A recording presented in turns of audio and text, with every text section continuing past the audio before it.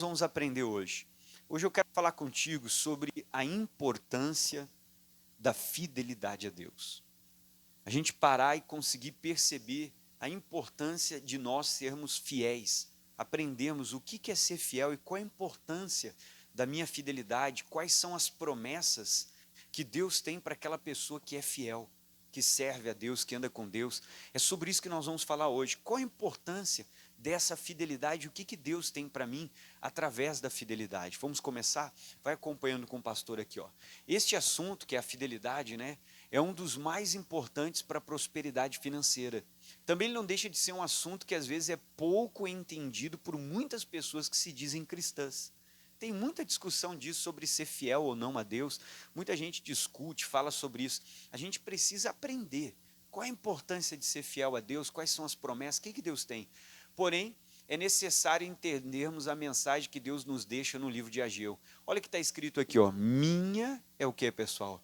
É a prata e meu é o ouro. Quem é que disse? Disse o Senhor dos Exércitos. Então a primeira coisa que Deus começa a falar para nós é que Ele é o dono de tudo. Tudo que eu quero, tudo que eu preciso, Ele tem para mim. Ele é o dono do ouro, Ele é o dono da prata, Ele é o dono de toda a riqueza, Ele é o dono da prosperidade. Ele é o Deus que tem a capacidade de fazer isso por nós, de nos prosperar, de nos abençoar, de fazer com que a pessoa cresça financeiramente, o trabalho vai para frente. Ele está dizendo, tudo é meu. Então o que eu preciso? Eu preciso fazer Deus confiar em mim. Nós não damos o nosso dinheiro para alguém em quem nós não confiamos. Ou você empresta o seu dinheiro para qualquer um? Qualquer um que bater na sua porta e pedir dinheiro emprestado, você empresta? Não. Então a gente não dá o nosso dinheiro para qualquer um. Algum dia você já foi lá no caixa eletrônico, no banco, sacou lá, sei lá, R$1.000, R$2.000 e saiu caminhando pela rua e jogando para cima? Você nunca experimentou fazer isso? Para ver qual é o sentimento que você tem? O dia que você experimentar, me avisa que eu vou atrás. Vou pegando o que você jogar para cima ali, eu vou pegando já que você está jogando mesmo. Você nunca fez isso? Então, a gente não dá o nosso dinheiro para qualquer pessoa. A gente não dá o nosso dinheiro para qualquer um. Então, se Deus é o dono de tudo, para Deus me dar o que Ele tem, primeiro Ele precisa confiar em mim. Eu preciso conquistar a confiança dEle, fazer com que Ele confie em mim. E isso é um processo. Então, a partir desse versículo, a gente percebe que o nosso Deus, Ele é o dono de toda a prosperidade, pois Ele diz que pode me enriquecer ou me deixar empobrecer. 1 Samuel diz isso, olha, o Senhor empobrece e enriquece. Deus é aquele que abaixa, mas é aquele que também faz o quê? Exalta. Tudo está na mão de Deus, todo o poder é dele, Ele tem todas as coisas. Então, Deus, Ele não vai dar o dinheiro dele para qualquer pessoa, como nós. Acabei de falar isso com você, nós não daríamos o que é nosso para qualquer um. Assim nós concluímos que para Deus nos dar o que Ele tem, primeiro Ele precisa confiar em nós. No entanto, como Deus vai confiar em nós, se nós não obedecermos a sua palavra no que diz respeito à devolução da 10ª parte e mais uma oferta de amor a quem? A obra dele. Como é que Deus vai me dar o que é dele, se na palavra dele ele deixou escrito que eu deveria devolver a 10ª parte de toda a minha renda, e deveria, além disso, devolver uma oferta de amor à obra dele, devolver para ele algo de amor que demonstra o quanto eu gosto dele, porque o meu dízimo é a minha obediência, a minha oferta é a demonstração do meu amor, porque o dízimo eu estou devolvendo o que não é meu, a oferta eu estou pegando do que é meu e estou oferecendo algo para quem? Para Deus. Ali eu mostro o amor que eu tenho por Ele, porque eu estou pegando o que é meu para devolver para Ele. Então vamos lá, a Bíblia Sagrada ela diz o que? Provérbios 28:20, olha o que diz, o homem que é o que, pessoal? Fiel, ele abundará em quê? Em bênçãos. Quem é que quer ser abençoado? Diga glória a Deus. Então eu preciso me tornar essa pessoa fiel. Se eu sou fiel a Deus, a Bíblia está dizendo que eu vou abundar em bênção. Todavia, será que nós estamos sendo fiéis a Deus? Se não formos fiéis, como Deus poderá me abundar em bênção? Como é que Ele vai poder me dar se a Bíblia está dizendo que quem é fiel, Deus vai fazer abundar? Então Deus, Ele precisa confiar em você. Ele precisa confiar em ti para Ele poder te dar aquilo que é dele. Às vezes Ele até planejou algo para a sua vida, só que nesse momento talvez Ele não está podendo te dar, porque não consegue confiar como Ele deseja em você. Então vejamos algumas promessas que a palavra de Deus tem para aqueles que são fiéis. Primeira promessa, Deus diz que ele repreende o espírito devorador, aquele espírito que consome o salário. Também diz que se formos fiéis, ele vai abrir as janelas dos céus e derramaria sobre nós bênçãos tão grandes que nós ficaríamos impressionados. Vamos começar com Malaquias, que diz assim, ó: roubará o homem a Deus? Aí a Bíblia diz: todavia vós me roubais e dizeis, em que te roubamos? Deus vai falar duas coisas: nos dízimos e nas ofertas o quê? Alçados. O que é o dízimo? Dízimo, o nome já diz, 10ª parte. Tudo que eu ganhei, eu separo a 10ª parte e devolvo a Deus com gratidão e com alegria, porque é dele. E o que é oferta alçada? É um valor que eu sinto, um valor que toca o meu coração, um valor que pode ter sido levantado, pode ter sido dito, que eu separo e vou devolver para Deus. Aí ele diz aqui, ó: com maldição sois amaldiçoados, porque me roubais a mim toda a nação. Normalmente, quando a pessoa não é fiel, não significa que o inimigo vai me atacar só na vida financeira. Às vezes o diabo pode me atacar em outra área da vida, que não é a vida financeira. Normalmente o dinheiro vai entrar por uma mão da pessoa e vai sair por onde? Pela outra. Só que acontece assim: você deixou a porta da sua casa aberta. Você pode botar uma plaquinha: por favor, senhor ladrão, ao entrar na minha casa, leve só o abajur, não toque na TV de 60 polegadas. Ele vai me obedecer? Não, eu deixei a porta da casa aberta. Às vezes ele nem vai na sala, ele pode ir no quarto, ele pode ir no outro quarto, ele pode ir na cozinha, ele pode... Às vezes, eu não estou sendo fiel a Deus nessa parte do meu dízimo, da minha oferta. Nem sempre o inimigo vai tocar na minha vida financeira. Às vezes ele até passa reto pela sala da vida financeira e vai lá para o quarto, tocar no casamento, tocar no filho, na filha. Ele vai lá tocar na saúde, vai tocar em outra área. A porta está aberta. O ladrão vai aonde ele quiser. E às vezes o inimigo até deixa a sala da vida financeira, tudo bem, para que eu pense: ah, eu não sou fiel, não estou devolvendo, e olha só, minha vida financeira está dando tudo certo. É que às vezes o inimigo não quis tocar ali, mas está tocando aonde? Em outra área da minha vida, por eu não estar sendo fiel. Aí diz o texto: trazei todos os dízimos aonde? A casa do tesouro. O que é a casa do tesouro? A casa do tesouro é aquela igreja que eu congrego, aquela igreja que eu sou membro. Se eu sou membro dessa, eu não posso devolver meu dízimo e minha oferta em nenhuma outra. Ah, mas eu estou tirando férias, eu estou viajando, eu estou passeando. Não posso, porque a minha fidelidade é na casa do tesouro. A casa do tesouro é o lugar que eu congrego, que eu frequento. Ali é a minha casa do tesouro. Para que é o dízimo? Aí a Bíblia diz: para que haja mantimento na casa de Deus. É o que sustenta a obra. E diz: agora tem uma promessa que a gente nunca pede ela. E depois, faça prova de mim. Deus está dizendo que você pode provar ele. Deus está dizendo que você pode testar ele. Você podia chegar assim: ó, pastor, não acredito nesse negócio aí de devolver o dízimo, mas Deus, está aqui, ó, estou devolvendo o meu dízimo. Você podia dizer assim: estou de olho em ti, só quero ver o que tu vai fazer, hein? Estou te cuidando, hein? Se vai mudar a minha vida e se as coisas vão melhorar. Deus está dizendo que eu posso provar ele, que eu posso testar. É o único versículo na Bíblia inteira que Deus diz assim: me prova. É que Deus está dizendo mais ou menos assim: eu te desafio. Se você não acredita, devolva o seu dízimo e veja o que vai acontecer. É o único versículo da Bíblia inteira que Deus permite você provar ele. Porque até o Senhor Jesus disse assim: não tentarás o Senhor teu Deus. Mas esse versículo é o único da Bíblia inteira que Deus está dizendo: pode me tentar. Que Deus está dizendo: pode me provar. Pode fazer o teste se você não acredita. Aí o que ele vai fazer? Se eu não abrir as janelas dos céus e derramar sobre vós uma bênção tão grande, que nela não haja lugar suficiente para você recolher. E eu e você às vezes somos fiéis e nós não clamamos pela promessa. Às vezes a gente devolve a fidelidade, mas não faz a oração por essa promessa. Deus, eu devolvi a minha fidelidade. Agora eu quero que o Senhor faça o que diz a tua palavra. Que o Senhor tem para mim uma bênção tão grande esse mês, tão grande que eu vou ficar impressionado. Senhor, eu quero essa bênção que o Senhor tem para mim, porque eu fui fiel e eu estou fazendo prova. Eu quero que o Senhor abra as janelas dos céus e derrame essa bênção grande que o Senhor tem. Às vezes a gente não faz essa oração. E olha o que diz: e por causa de vós, Deus repreende o devorador. Aquele espírito que vai na vida financeira, né? A pessoa pensa: esse mês vai sobrar, plum, estraga um negócio, quebra outro, e o dinheiro sempre desaparece. E ele não destruirá os frutos da terra, e a vide no campo não será estéril, diz o Senhor. Porque às vezes a pessoa trabalha, mas não conquista nada na vida financeira. Então essa é a primeira. Segunda promessa, para quem é fiel a Deus. Deus promete suprir as necessidades daqueles que são fiéis a quem? A obra dele. Se eu sou fiel à obra, se eu sou fiel a Deus, Deus diz que ele vai suprir a minha necessidade. Pastor, eu sou uma pessoa fiel. Então você tem que clamar por essa promessa aqui, ó.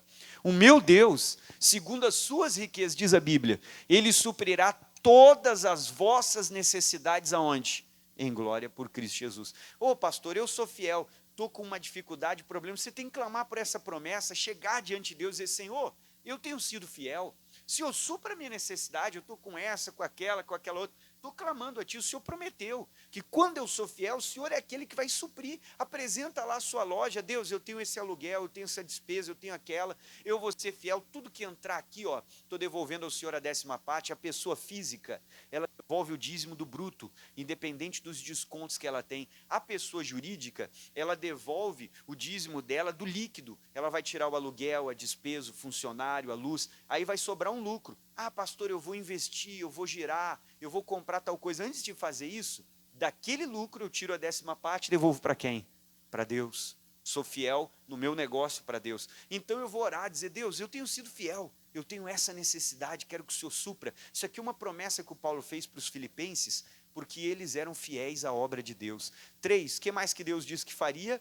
Que nos daria os recursos necessários, que Ele multiplicaria os nossos rendimentos quando nós somos fiéis, além de tornar a nos dar cada vez mais semente. É o que diz a promessa, ó. E digo isto, que quem semeia pouco, o que diz a Bíblia? Pouco também ceifará. Deus está dizendo que quanto mais eu oferto, mais eu faço, mais eu planto, mais eu vou colher. E o que semeia pouco, pouco também ceifará. O que semeia pouco, pouco ceifará. O que semeia em abundância colherá. Cada um tem que contribuir segundo o propósito no coração. Isso é oferta. Puxa, eu senti no meu coração de fazer aquilo. Não com tristeza ou por necessidade, porque Deus ama o que dá de que maneira? Eu estou dando com amor, com alegria, fazendo aquilo de coração para a obra. Aí ele diz, Deus vai fazer abundar em nós a graça, a fim de que tenhamos sempre em tudo toda a suficiência e possamos abundar em toda a boa obra, como está escrito, espalhou, deu aos pobres e a sua justiça permanece. Aí diz, aquele que dá a semente ao que semeia, também vos dê pão para comer e multiplique a vossa sementeira. O que a Bíblia está dizendo? Deus, ele dá semente ao que semeia. Quando Deus enxerga que eu sou um semeador, que eu sou uma pessoa fiel, cada vez o que Deus vai começar a me dar? Semente. Porque Ele está vendo que eu semeio. E cada vez que eu semeio, Ele me dá mais semente. Por exemplo, pega um grão de milho, é uma semente. Na sua mão, é só uma semente. Agora, planta aquele grão de milho, o que vai acontecer? Vai nascer um pé de milho, e quantas espigas vai dar aquele pé? Não sei. E quantas sementes vão ter em cada espiga? Várias. Você vê que uma semente, ela tem o poder de se multiplicar, não quando ela fica na minha mão, mas quando eu faço o quê?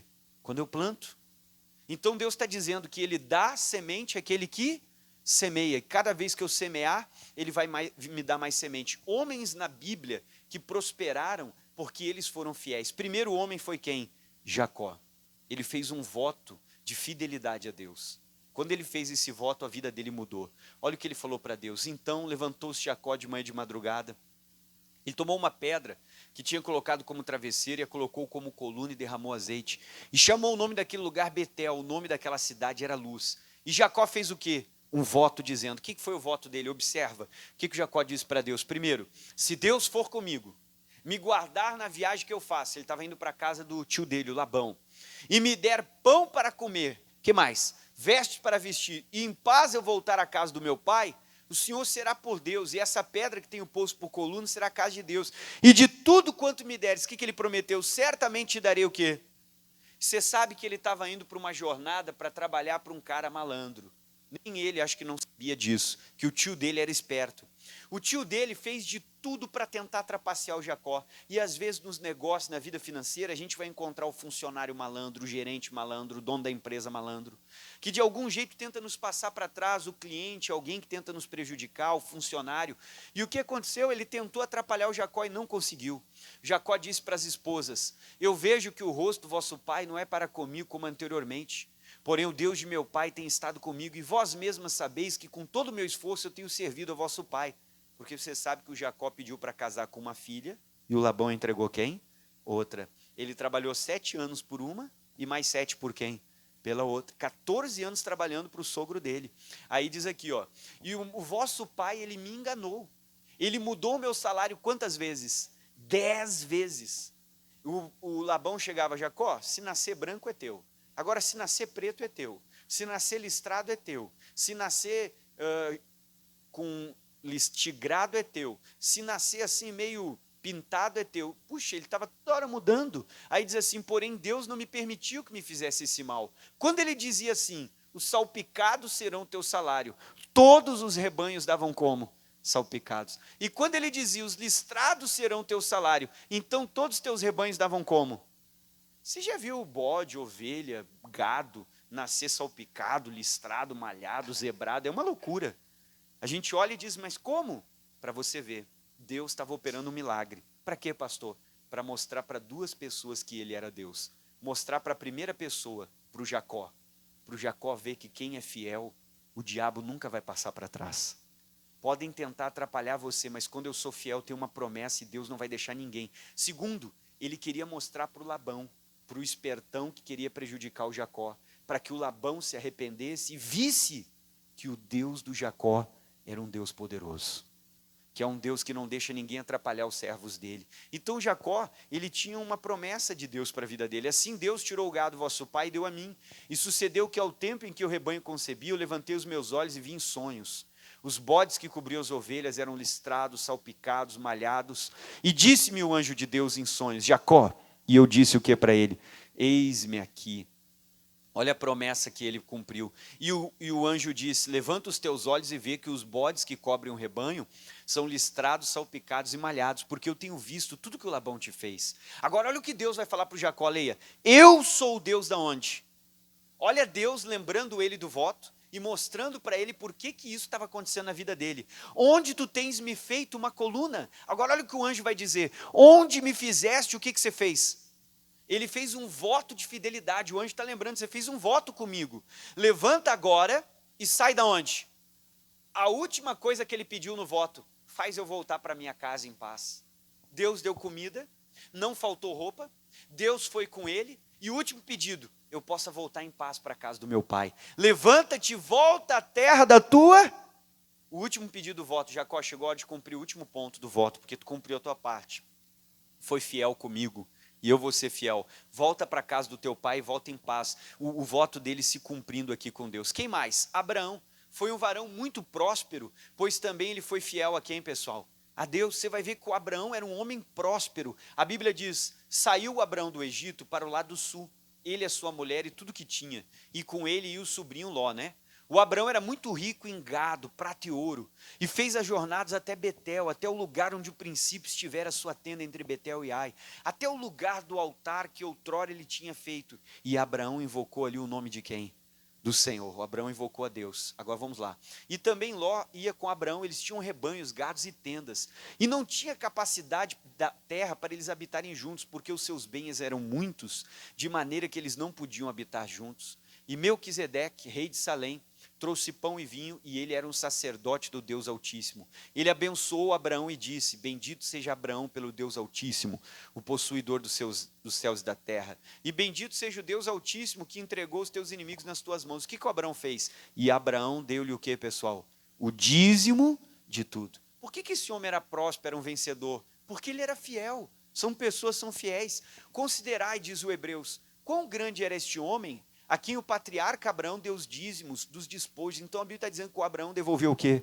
O dízimo. Deus abençoava ele. Então vamos lá. Diante do que vimos nesse estudo, não poderemos esquecer de que Jesus nos disse que deveríamos entregar o quê? Os dízimos. Você vai dizer, pastor, Jesus falou sobre dízimo. Mas eu já vi muita gente dizendo que o dízimo é do Antigo Testamento, que o dízimo é da lei, que o dízimo era dos levitas, que o dízimo é da lei de Moisés. Jesus nunca falou sobre isso. Como assim? Vou te mostrar. Jesus e o apóstolo Paulo.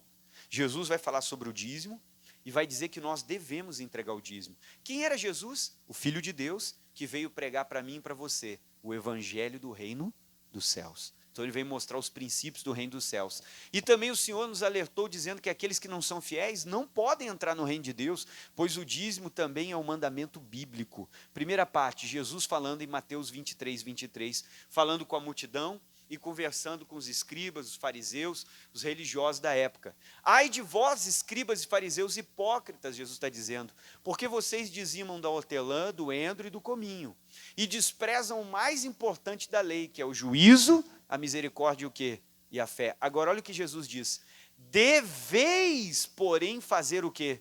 Essas coisas. Jesus está dizendo, vocês devem entregar o dízimo, devem, porém, fazer essas coisas, e não omitir o quê? Aquelas. O que não pode omitir? Da lei, o juízo, a misericórdia e o quê? Então Jesus está dizendo, você deve entregar o dízimo, só não pode omitir o resto. Porque às vezes a pessoa, não, pastor, eu estou adulterando, eu tenho um caso, aí eu entrego o meu dízimo para ver se Deus me leva para o céu, e todo mês eu faço uma oferta maior ainda para ver. Deus a gente não compra. Amém? Eu posso ser dizimista, mas se eu tiver no pecado do adultério, eu vou entrar no céu? Não. Não é só um mandamento que eu tenho que cumprir. Eu tenho que cumprir todos. Eu tenho que obedecer a Deus na palavra como um todo. Porque às vezes a pessoa quer compensar o pecado que ela está praticando. Não. O dízimo é correto? É. Eu tenho que devolver? Sim. Eu tenho que devolver a minha oferta? Claro. O próprio Jesus está dizendo, você tem que ser fiel a Deus. Precisa ser fiel. Mas ele está dizendo, não esqueça que tem outros mandamentos. Tem a misericórdia. Às vezes eu devolvo o dízimo, mas o meu vizinho eu quero que ele vá para o inferno. Se eu não perdoar, eu não serei o quê? Perdoado. Então eu devo ser dizimista? Sim, a Bíblia diz que eu tenho que entregar minha fidelidade. Está aqui, o próprio Senhor Jesus está falando isso para nós. O que mais? Vamos dar uma olhada no que o Paulo vai falar em 1 Coríntios sobre isso? Paulo está dizendo assim, não sabeis que os injustos, eles não vão herdar o reino de Deus. Paulo trouxe uma lista de quem não vai para o céu. Aí ele começa, não erreis. Paulo está dizendo, não erre. Os devassos, pessoa que pratica devassidão, pessoa imoral, linguagem imoral, pensamentos imoral, o olhar é malicioso, ele está dizendo que essas pessoas não vão entrar no céu. Idólatras, o idólatra é a pessoa que pode adorar uma imagem, mas não só uma imagem. Idolatria é qualquer coisa que eu colocar na frente de Deus. Às vezes eu posso idolatrar o meu carro. A mulher bateu a porta no carro, o cara já está lá dentro, está tendo um infarto já. Ele não consegue nem falar com ela, vai xingar a mulher porque bateu a porta. Às vezes é idolatria. Às vezes o cara, ele fica 3, 4 horas, ele lava o carro, ele seca o carro, ele encera o carro, mas ele esfrega aquele carro assim, esfrega. E a mulher dele, se ela disser, amor, faz uma massagem nas costas, não posso. O que é isso? O carro, o cara fica 4 horas esfregando, a mulher dele, ele não sabe o que é passar, não sabe o que é tocar no rosto dela, não sabe o que é encostar no cabelo dela. Se ela pedir uma massagem, mas o carro ele esfrega. Coisa também invertida isso nesse negócio, né? A mulher dele não faz a massagem se ela pedir. Então essa coisa está errada. Às vezes o cara idolatra o carro. Tem gente que idolatra o frasco vazio do perfume. Se alguém tirou do lugar, meu Deus, tem um espasmo. Tiraram meu vidro. Então nada pode ser colocado na frente de Deus. Tem o outro que idolatra o futebol. Não, essas coisas não agradam a Deus. O que mais? Adúlteros. A gente já sabe, a pessoa que tem um relacionamento extraconjugal, isso é pecado. Efeminados, pastor, quem é efeminado? Efeminado, você sabe, é homossexual. Ele não vai entrar no céu. Pastor, pode vir na igreja? Tem que vir na igreja. A gente vai receber com todo o amor, com todo o carinho. Vamos pregar Jesus para que a pessoa se converta e tenha um encontro verdadeiro com Deus. Mas, se continuar na prática, não vai entrar no céu. Pastor, é só efeminado homossexual que não é salvo? Não, sodomitas. O que é sodomita? A pessoa que pratica sexo anal. Essa pessoa não vai entrar no céu. Você entendeu? O marido que procura a mulher dele para ter relação errada com ela. Se a mulher está tendo essa relação com o marido dela, ela está no pecado junto com ele. Os dois não vão entrar no céu, porque Deus não criou essa parte para intimidade. Quando o teu marido chegar para ti e dizer, eu quero um negócio diferente, sabe o que você faz? Pega uma bananona caturrona desse tamanho, fala para ele, experimenta em ti primeiro, se tu gostar, depois a gente conversa. Se ele gostar, ora forte por ele, que ele está com problema. Ora forte que ele está com algum problema, né? Ele não está bem. Mas essa relação não agrada a quem? A Deus. Isso é pecado, pessoal.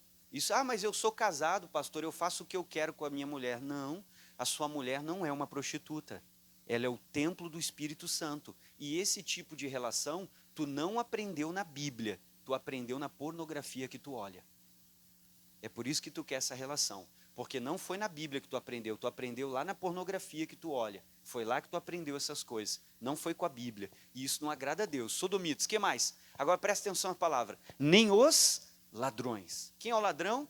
Rouba dos homens. Você está andando na rua, a pessoa roubou de você. Nem os avarentos. A pessoa coloca os bens materiais na frente de tudo. Também idolatria, avareza. Bêbados, não importa o tipo de vício. Seja fumar, seja beber, não agrada. Maldizente, pessoa sempre murmurando. E nem os roubadores. Por que o Paulo colocaria 2 vezes a mesma palavra? Ladrões e roubadores. Você anda assim, ai pastor, nem sabe, um roubador levou meu celular. Um roubador pegou o banco lá e roubou no banco. A gente fala assim? Não, por que ele está falando roubador? Porque ele está fazendo uma alusão ao Malaquias 3, que Deus diz, vós roubais a mim toda a nação. Então ele está dizendo que o roubador é aquele que não devolve a Deus o quê? O dízimo e a oferta. Ele está sendo um roubador, ele está pegando para ele o que é de quem? De Deus. Porque ladrão, Paulo já falou aqui em cima, rouba dos homens, e o roubador rouba de quem?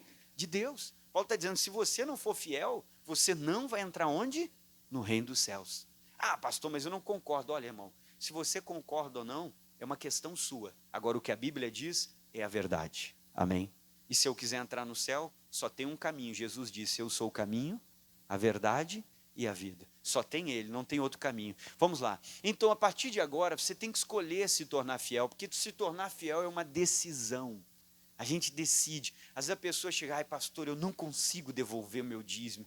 Ah, como é que tu não consegue? O dinheiro entra na tua conta, o banco come tudo, tu fica sem nada? Não, né?